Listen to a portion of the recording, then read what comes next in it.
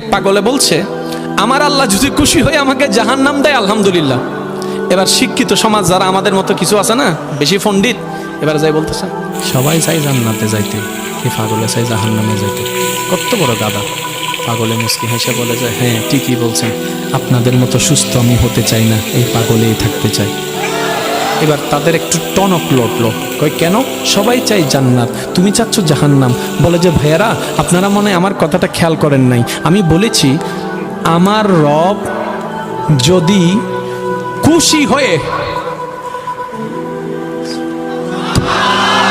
আমার রব যদি খুশি হয়ে আমাকে জাহান্নাম দেয়